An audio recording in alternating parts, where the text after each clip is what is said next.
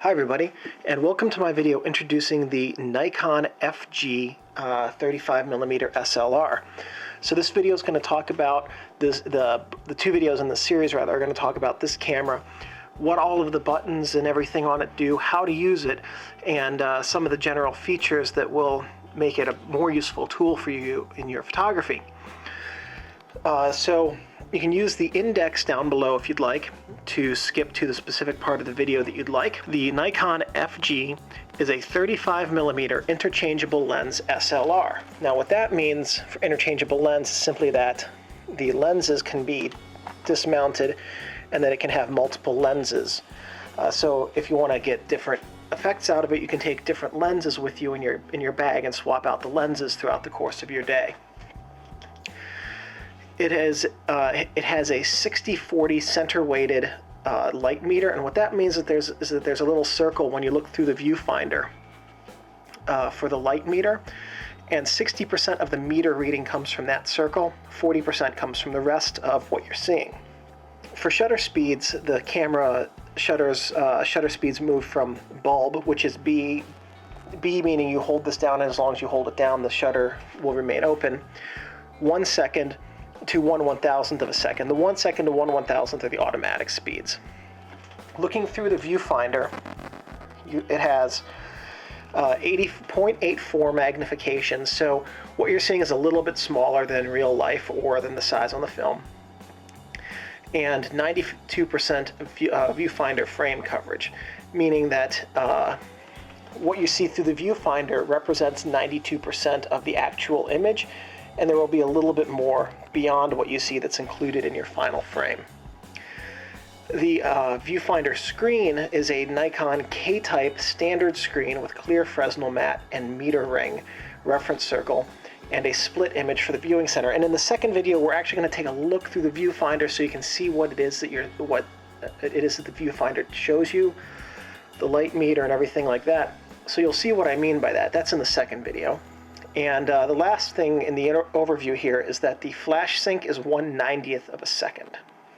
The Nikon FG is an amateur level camera, and so it has a lot of features in it, but it also has a few things for Nikon cameras that are not professional grade. It cannot take pre-AI lenses, for instance.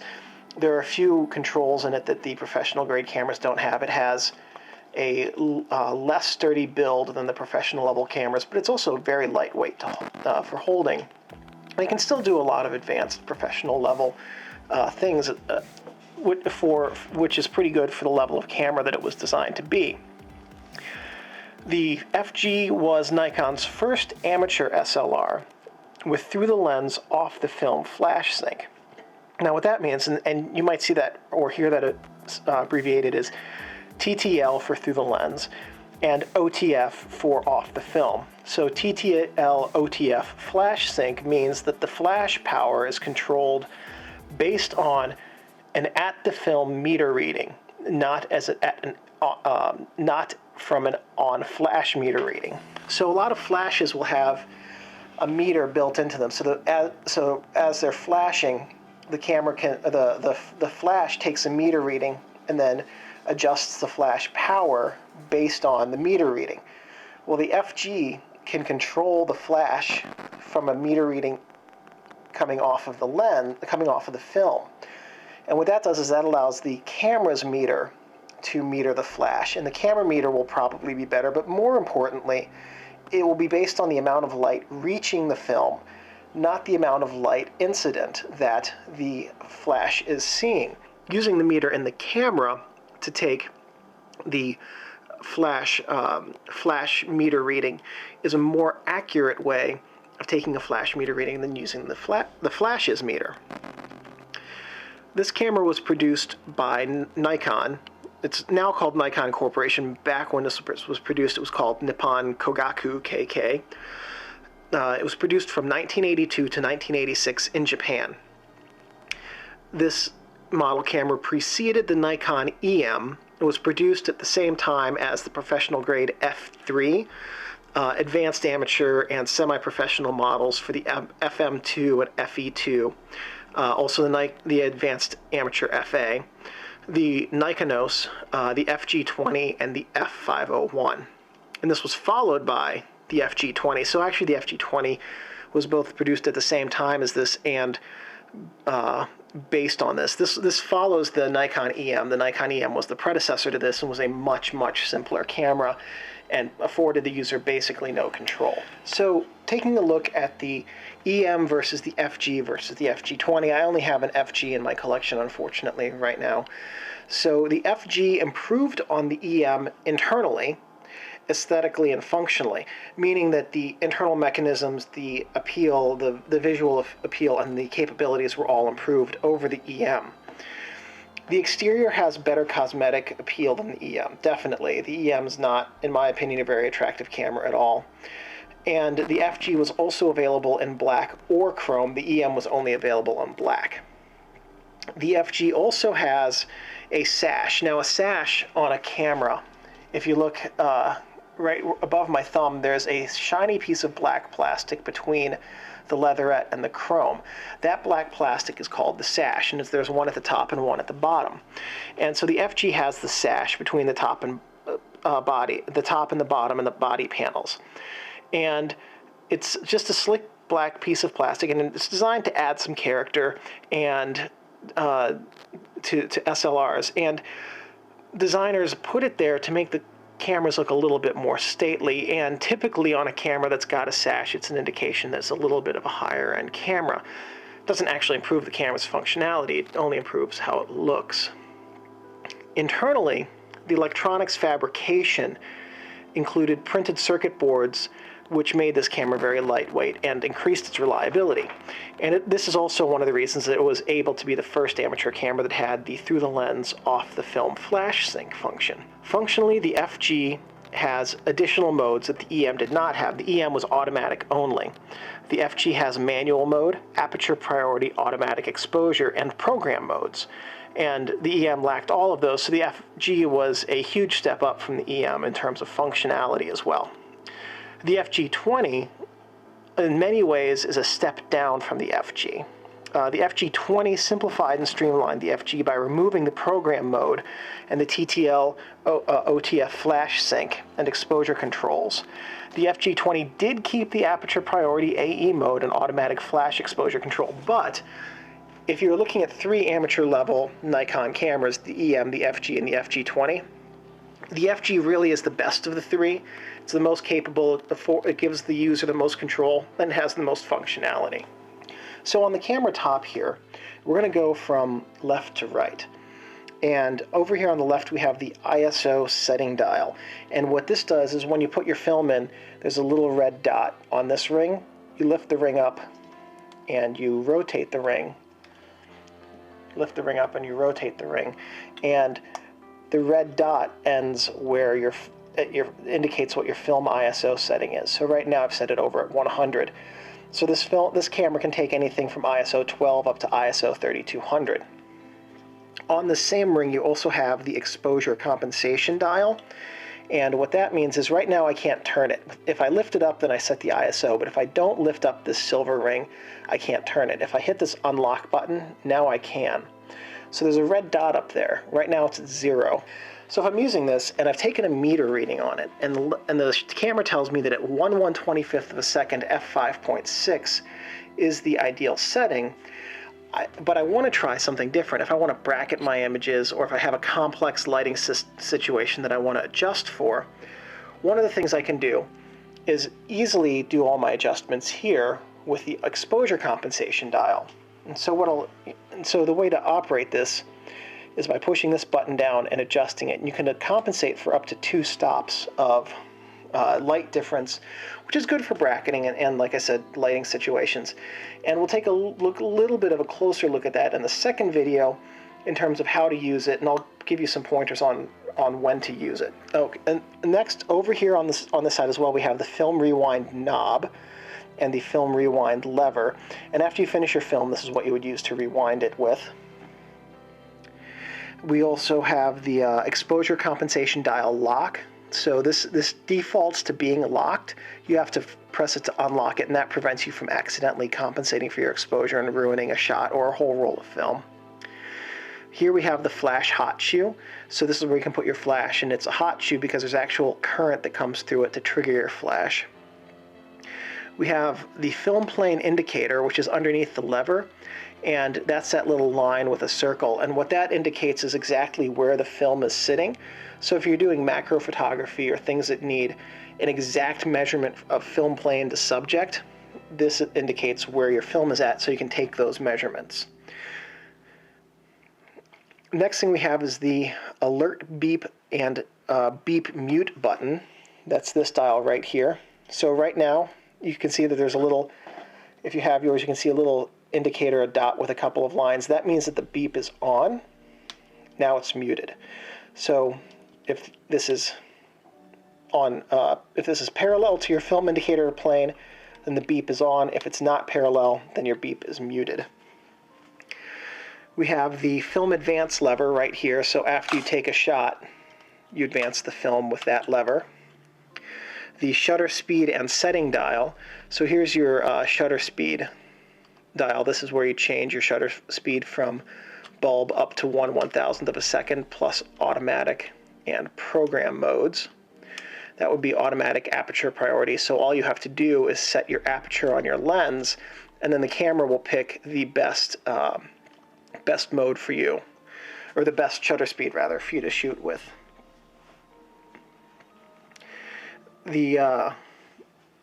Next you have the setting control dial lock.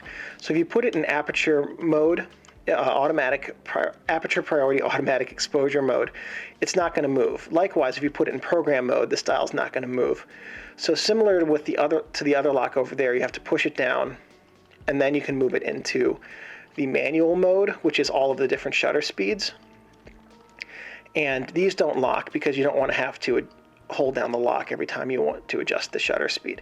But if you go too far, you'll automatically go into aperture priority mode, and that's okay. If you go into aperture priority mode, all you have to do is adjust the aperture, and you're in better shape. Honestly, most of my shooting is in aperture priority mode. It just simplifies things a little bit, in my opinion. Here next to the 125 right now, you've got the shutter speed indicator. Then we have the shutter release, which is this button right here. You push that button to activate the shutter. And lastly, on top, we have the frame counter. Going now to the front of the camera, and we'll again go from left to right, what we have are the strap lugs here and here, and this is where what your camera strap attaches to. We have the grip plate. So this is the grip plate, and the grip plate actually just covers your motor drive, motor drive coupling. So if you unscrew this, then this is where your motor drive couples into, and then you screw your motor drive in. But when you don't have the motor drive, it's nice to have the grip plate. It gives your fingers a little bit of something extra to hold on to. So it's your grip plate and motor drive. Then we have the self timer, and the self timer works by pulling the lever down and then pushing the shutter. And then as you can see, it automatically flips the lens up, or the mirror up rather, which is good because it allows time for the mirror slap vibrations to work their way out of the camera while the shutter's counting down, so that there's no camera shake. If the shutter counts down and then the mirror flips up and activates the shutter, then there can be some remnant vibration from the mirror slap when you take the picture, and that can impair your image's clarity. Here we have the lens mount. This is where the lens connects to the camera, and we'll see that in the next video.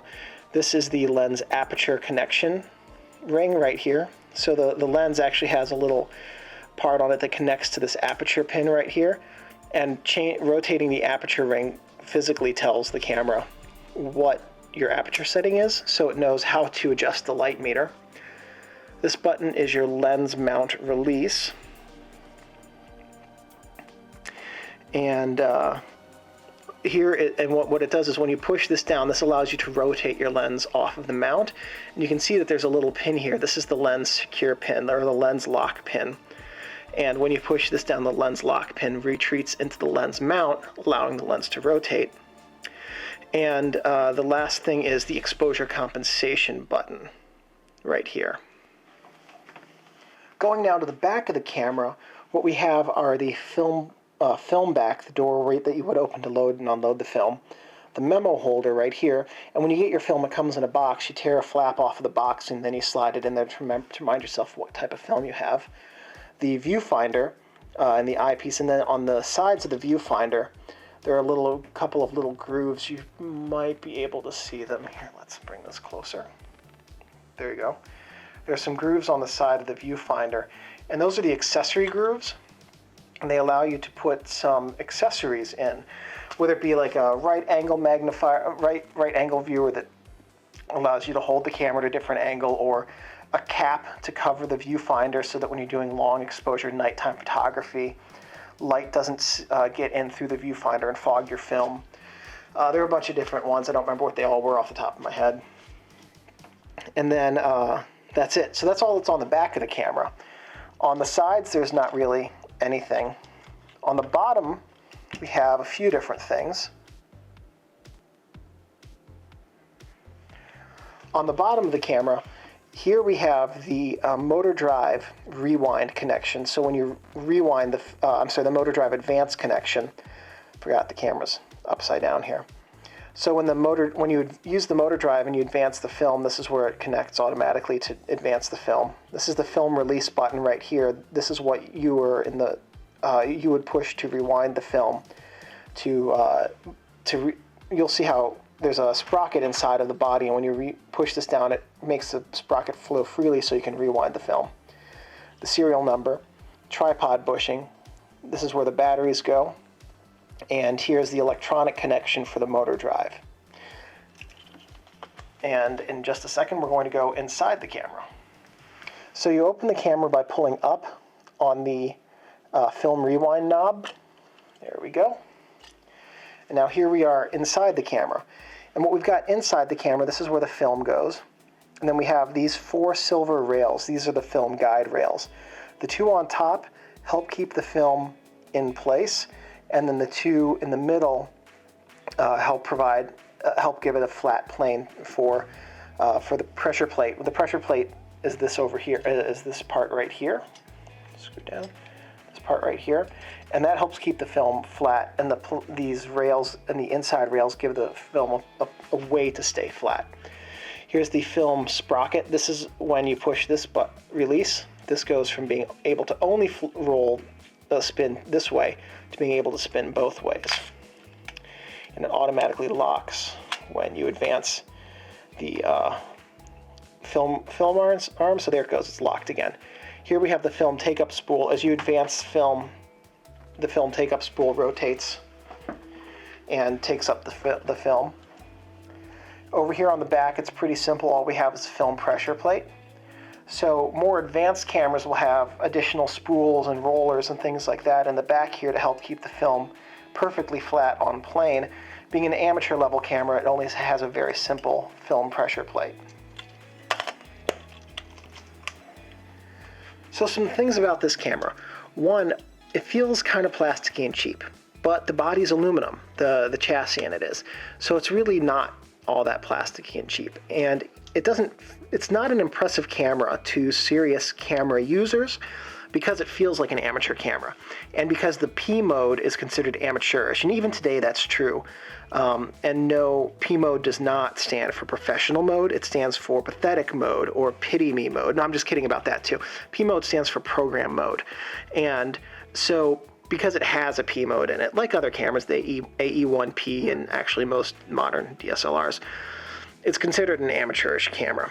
But it's still very capable and has a lot of very advanced features. It has almost as many advanced features as the Nikon FE2 did. It's actually I really enjoy using this camera, to be quite honest. I think it's a very capable performer. Now there are a couple of things. I'm going to reset the film count here by opening the back door. Until you reach your first exposure, no matter what your shutter speed is set at, I'm going to set it at 1 second right now. No matter what your shutter speed is set at, it will always fire at 1/90th of a second while you're taking up the film. And that's because it doesn't matter what your shutter speed is taking up the film, the first 3 shots are always ruined. But now once you get to the first frame, it fires at whatever your shutter speed is. whether that's 1 second or the fastest 1/1000th of a second. There is a mode on here called M90, and M90 mode means manual 90. It fires at 1/90th of a second, and it's a manual, mechanical, non-electronic shutter. So the shutter on this, all the shutter speeds are controlled electronically. So if your batteries die or you forget to put them in, your shutter will partly work and then it's going to jam. So if you have one of these and the shutter's jammed, the first thing you can do is try to unjam it by putting it in M90 mode. So here's what I'm going to do. I'm going to take the batteries out. Batteries. So the batteries are out of this camera, and now I'm going to fire the shutter. It's in 1/15th of a second right now, and it just jams upright. And I can't advance it. And if you try to advance it, you will break your camera if you try to advance it. However, if you put it into M90 mode, there we go, automatically unjams. You can advance your film.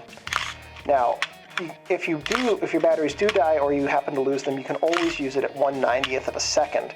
It's a very limited use, but it's a good backup if you have no other options, and taking all of your exposures at 1/90th of a second is a better option than not taking any pictures at all. So Nikon has always used the F mount for its SLR bodies, and the F mount is its bayonet mount, and that's where the lenses simply rotate into the body. Almost did that one-handed. That would have been really impressive if I had. But the F mount's undergone some changes in its lifetime, and Nikon's changed the F mount. Canon has done a couple of different things with the EFS mount. Pentax has never changed the K mount, but at any rate, the FG can take some Nikon F mount lenses, but not all of them. So there are 4 different types of F mount lenses. There are the NAI, which means non-automatic indexing, or pre-AI. They're interchangeable terms. Pre-automatic indexing, or what those two stand for. And those are old lenses that have a circular pin instead of a flat pin on it. This cannot take those lenses. The lens base will snap the plastic pin off of this, and that will ruin your camera. It will render it absolutely unusable because it will not be able to meter from the lenses. And basically it means all of your lenses will only be able to fire wide open if this gets snapped off. So this can take the second generation of lenses, which are the AI mount lenses, automatic indexing lenses. And you just snap them in there and rotate. And I did it with one hand. That impressed all of you, I know. And so what this means is that the camera's automatically indexing, and that's a subject for another video, exactly what it means. But suffice to say, the camera does not need to be told what the lens's minimum and maximum apertures are, as is the case with old Nikkor matte and similar lenses and cameras. So this can take the AI lenses. It can also take the AIS, which is the autofocus lenses, but it cannot take, and the AIS is the 3rd type of lens. It cannot take the 4th type of lens, which is the crop sensor DX lenses. They'll mount, but they won't meter because it's not electronic, and they'll also vignette. So they'll mount, but you can only shoot them wide open, which is not really the best use of a lens, honestly. And you'll get very, very heavy vignetting on all of your images. So those are the 4 mounts. This can use the AI, like this one, or it can use the AIS lenses. So there are a couple of things to talk about with the FG before we wrap up this video. A couple of reminders. One is do not touch the shutter. And the shutter is this part right in here. Don't touch it. And when it fires, don't stick your finger in it. It's a really good way to brick your camera. Also, do not touch the mirror, and the mirror is the part right in here. So there's a mirror in there. Don't touch it with your fingers because your finger oils will desilver the mirror, and they'll make it a lot harder to focus, and it'll reduce the light coming through your viewfinder, and it'll render the camera very difficult to use. Also, don't leave your camera or your lenses in your car because it can be damaged by heat. Theft isn't so much of an issue anymore because film cameras just really aren't worth as much as they used to be, but they have oils and lubricants in them that will become very thin in the heat, and the batteries can leak and explode, and those are really good ways to just absolutely ruin a camera. Also, don't keep your gear in a plastic bag or plastic bin of any kind because moisture will get in there and it'll cause fungus to grow, and that's another really good way to destroy a perfectly good camera. And don't let your camera get wet. This is an amateur level camera. It does not have any weather sealing, so if you take it out in the rain, it will get ruined. Water will get in and destroy the electronics. That's one of the things about these old cameras with the electronics without the weather sealing, is that the moisture would get in and short out the electronics. So just remember that your camera is a precision tool and should be handled with care and respect. And as long as you do that, it will serve you for a long time and be very reliable. So there's going to be a second video for this, and you should check that out, and it'll show you, we've talked about all the different functions and what they are. The second video will tell you how to use all of them. So if this video was helpful, please give me a thumbs up. That lets me know I'm on the right track. You can also subscribe to my channel down there. If you have any questions, please leave them in the comments section. I'm pretty good about responding to those fairly quickly. And if you have any ideas for future videos, please let me know. I'm more than happy to film them if I have the technical know-how and the equipment. And lastly, thank you guys for watching.